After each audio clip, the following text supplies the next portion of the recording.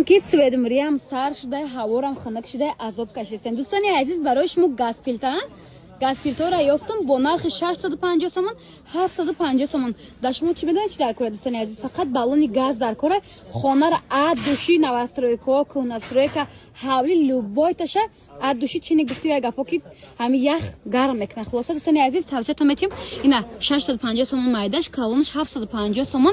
سراغ بازار کاروان چند دروازه میشه؟